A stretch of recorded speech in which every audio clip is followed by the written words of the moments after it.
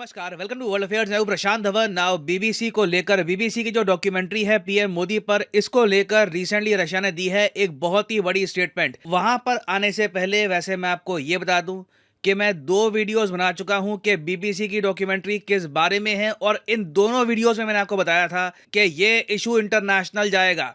USA की सरकार already comment कर चुकी है बीबीसी की डॉक्यूमेंट्री को लेकर, जिस डॉक्यूमेंट्री में बाय द वे गुजरात के 2002 दंगों पर फोकस किया गया है और पीएम मोदी पे आरोप लगाया गया है इस पूरी डॉक्यूमेंट्री में। तो इस डॉक्यूमेंट्री को लेकर यूएस गवर्नमेंट ने कहा है कि किसी डॉक्यूमेंट्री के बेसिस पर हम ये नहीं कहेंगे कि इंडिया में डेमोक्रेसी खतरे में है। उनके हिसाब से इंडिया आज भी दुनिया की लार्जेस्ट डेमोक्रेसी है। नाउ यूएसए ने खुद को थोड़ा बहुत दूर कर दिया बीबीसी की डॉक्यूमेंट्री से। इस कंट्रोवर्सी में ये उलझना चाहते नहीं थे, मगर रशिया ने बड़ी स्टेटमेंट दी है। यहाँ पे आप देख पाओगे, द इकोनॉमिक टाइम्स का आर्टिकल है।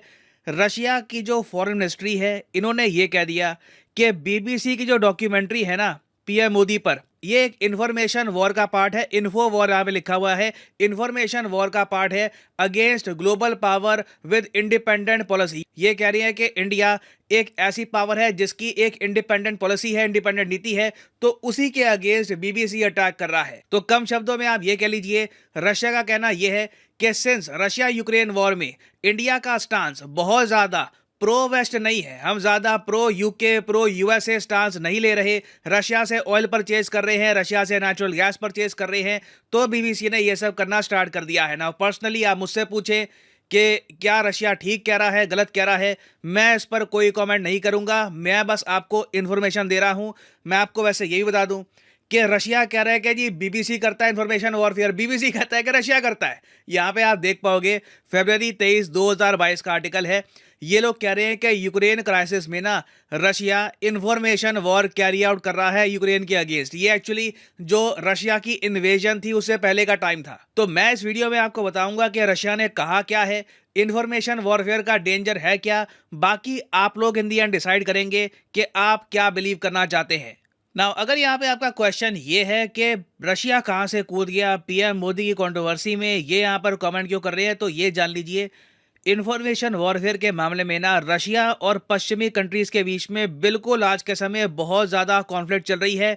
पश्चिमी देशों ने रशिया के स्पुतनिक आरटी को ऑलमोस्ट हर जगह बैन कर दिया है। आप देखोगे रशिया अपना नैरेटिव दुनिया तक पहुंचा ही नहीं पा रहा कि इनका पर्सपेक्टिव क्या है, इनके हिसाब से यूक्रेन में क्या हो रहा है। आज के समय दुनिया में एक कहानी चल रही है कि यूक्रेन क्या कह रहा है, और उसके अलावा अमेरिकन मीडिया यूक्रेन के बारे में क्या सोचता है। और इंफॉर्मेशन वॉरफेयर भी यही है। इंफॉर्मेशन वॉरफेयर में बेसिकली आप जो इंफॉर्मेशन है इसका यूज करते हो एक नैरेटिव को पुश करने के लिए। तो रिसेंटली क्या हुआ कि रशिया का जो विदेश मंत्रालय है, उनकी स्पोक्समैन एक प्रेस ब्रीफिंग ले रही थी। जी हाँ, ये लोग भी एक प्रेस ब्रीफिंग लेते हैं, मीडिया के लोग आते हैं, रशिया की सरकार से सवाल पूछते हैं।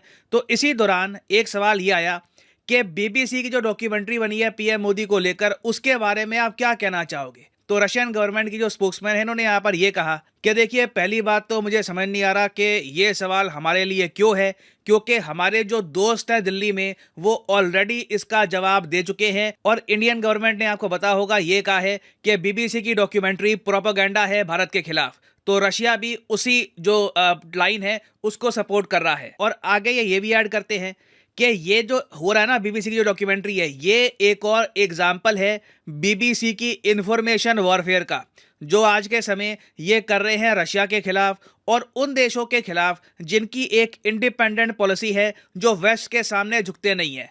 अब अगेन रशिया का तर्क ये है कि गुजरात के दंगे जी हुए थे 2002 में। अब 2002 से लेकर इनको ये टाइम मिला है 2023 का, जब यूक्रेन रशिया वॉर चल रही है, इंडिया न्यूट्रल हो गया है, उसी टाइम ऐसी डॉक्यूमेंट्री आती है। तो टाइमिंग पे तो देखिए बहुत ही बड़ा सवाल उठेगा। और आगे देखो, रशिया ने एक बहुत ही इंपॉर्टेंट बात बोली है। मेरे हिसाब से देखिए, ये जो स्टेटमेंट है ना, ये समझनी काफी इंपॉर्टेंट है इवन इंडियंस को। रशिया की सरकार ने यह कहा है कि कई सालों के बाद ना अब दुनिया को यह धीरे धीरे समझ में आ रहा है कि बीबीसी भी ना कोई इंडिपेंडेंट ब्रॉडकास्टर नहीं है। लोग एक्चुअली बीबीसी को देखते हैं as ultimate form of truth, क्योंकि ये यूके से आती है। यूके के पास ऑलरेडी बहुत सारी सॉफ्ट पावर है। लोग कहते हैं कि यूके की रिपोर्ट है, यूके ने ये कहा है, ठीक ही कहा होगा, यूके कह रहा है। तो रशिया की सरकार ये कहती है कि बीबीसी के अंदर खुद ही इनफाइटिंग चल रही है। हमको यही पता लगा है हाल ही में, करप्शन भी यहाँ पर होता है और बीबीसी बहुत ज्यादा जुड़ा हुआ है यूके की गवर्नमेंट से। ये एक independent TV news corporation, radio corporation नहीं है। इनके एजेंडा होते हैं, पॉलिसीज होती है, उसी के हिसाब से काम करते हैं। अब रशिया किस तरफ हिंट कर रहा है कि बीबीसी में रिसेंटली क्या हुआ? देखिए, आज के समय दो इंपॉर्टेंट पर्सनालिटीज है यूके में, इनको लेकर बीबीसी आ चुका है कंट्रोवर्सी में। एक तो यहाँ पर है बीबीसी के चेयरमैन रिचर्ड शार्प और दूसरे यूके के पूर्व प्राइम मिनिस्टर बोरिस जॉनसन।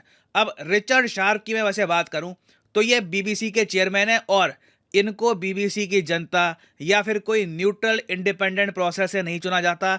ये एक सरकारी नियुक्ति होती है क्योंकि बीबीसी सरकारी चैनल है, तो जो गवर्नमेंट होती है यूके की वही चुनती है कि बीबीसी को चलाएगा कौन। तो रिचर्ड शार्प की जब अपॉइंटमेंट हुई ना, अब मीडिया ने ये आरोप लगाने स्टार्ट कर दिए कि बोरिस जॉनसन ने इस आदमी को बीबीसी का चेयरमैन इसलिए बनाया था ताकि ये आदमी एक लोन दिलवा सके 8 लाख पाउंड का बोरिस जॉनसन को। इस पर यूके में आज के समय बहुत कंट्रोवर्सी हो रही है कि क्या बीबीसी की पोस्ट दिलवाने के लिए रिश्वत दी गई थी, क्योंकि टेक्निकली आप अगर देखो, अगर ये सब कुछ सच है, सच में बोरिस जॉनसन को फायदा दिलवाया गया था 8 लाख पाउंड का, तो टेक्निकली ये रिश्वत है। बोरिस जॉनसन ने बेसिकली यही कहा कि मुझको पैसे दिलवा दो, उसके बदले में तुमको मिल जाएगी पोस्ट। तो रशिया यहाँ पर पॉइंट आउट कर रहा है कि बीबीसी के इंटरनल फंक्शन भी अब दुनिया के सामने आ रहे हैं, ये कोई ऑनेस्ट प्योर न्यूज आउटलेट नहीं है। और इंटरेस्टिंगली पीएम मोदी ने भी रिसेंटली एक स्टेटमेंट दी है। इसी बीबीसी डॉक्यूमेंट्री के टाइम में ना इन्होंने ये कहा है कि कुछ लोग हैं जो भारत को डिवाइड करने की कोशिश कर रहे हैं, ये पीएम मोदी ने कहा है। हालांकि आगे बीबीसी का मेंशन किया नहीं, मगर सिंस बीबीसी डॉक्यूमेंट्री आज के समय न्यूज में है तो ज्यादातर न्यूज आउटलेट्स इसको इसी बात से जोड़कर देख रहे हैं। तो देखिए, इंफॉर्मेशन वॉरफेयर एक ऐसा थ्रेट है जिसके बारे में हमारे national security advisor Ajit Doval साहब भी कह चुके हैं कि सिविल सोसाइटी नया फ्रंटियर है वॉर का।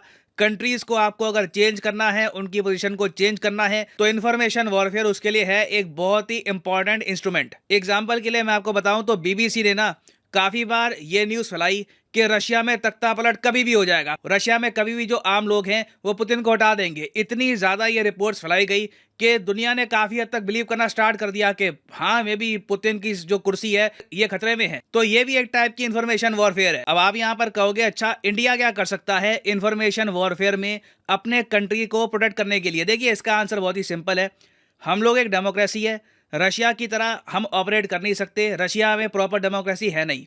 I think in the and लोगों को पता होना चाहिए कि जो न्यूज़ आ रही है वो कहाँ से आ रही है। फॉर एग्जांपल ट्विटर में आप देखोगे तो जो भी न्यूज़ आउटलेट है, चाहे सरकारी हो चाहे प्राइवेट हो, उसके नीचे लिखा होता है कि ये सरकारी न्यूज़ आउटलेट है, ये प्राइवेट न्यूज़ आउटलेट है। तो लोगों को जितनी जानकारी होगी कि ये डॉक्यूमेंट्री बनाई किसने है, अच्छा यूके की गवर्नमेंट ने बनाई है या फिर यूएसए की गवर्नमेंट ने बनाई है, ये जो जानकारी है ना जब इनको मिलेगी उसी के हिसाब से लोग प्रॉपरली रिएक्ट भी कर पाएंगे उस पर। और इन दी एंड देखिए, इन्फॉर्मेशन वॉरफेयर से लड़ने का एक सिंपल रास्ता है प्रॉपर जेन्युइन इंफॉर्मेशन। जनता को ना प्योर अनअडल्टरेटेड हर फॉर्म से कि लेफ्ट क्या कह रहा है, राइट क्या कह रहा है, ये पार्टी क्या कह रही है, ये पार्टी क्या कह रही है, सारी इंफॉर्मेशन जनता को प्रोवाइड करनी चाहिए। और उसके बाद लोग अपने आप पे इतने समझदार हैं कि अपने हित के हिसाब से क्या निर्णय लेना है वो खुद ले लेते हैं। बट उसके लिए इंपॉर्टेंट ये है कि उनके पास कंप्लीट इंफॉर्मेशन पहुंचनी चाहिए। नाउ फाइनली मैं यहाँ पे आपसे पूछना चाहूंगा कि क्या आप रशिया की स्टेटमेंट से एग्री करते हैं कि बीबीसी की डॉक्यूमेंट्री इन्फोवॉर का पार्ट है? लिखिएगा इसके बारे में कमेंट सेक्शन में, मैं जानना चाहूंगा आपका ओपिनियन। और फाइनली यहाँ पर मैं ये भी ऐड कर दूं कि अनअकैडमी की बम्पर 20% सेल हो चुकी है एक्टिव।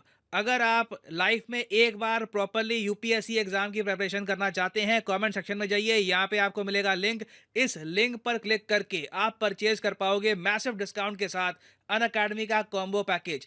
इस कॉम्बो पैकेज में प्रीलिम्स, मेंस, ऑप्शनल तीनों की तैयारी आपकी इकट्ठा होगी। ये सारे कोर्सेज अलग अलग परचेज करोगे वैसे ही आपको महंगे पड़ेंगे, मगर जब आप इकट्ठा परचेज करते हो तो आपकी सेविंग होती है। उसके अलावा एडिशनल आपको मिलेगा 20% डिस्काउंट। अगर आप सिंपली यहाँ पर यूज करते हैं code PD10, you will get a flat 20% discount. The prices will start falling.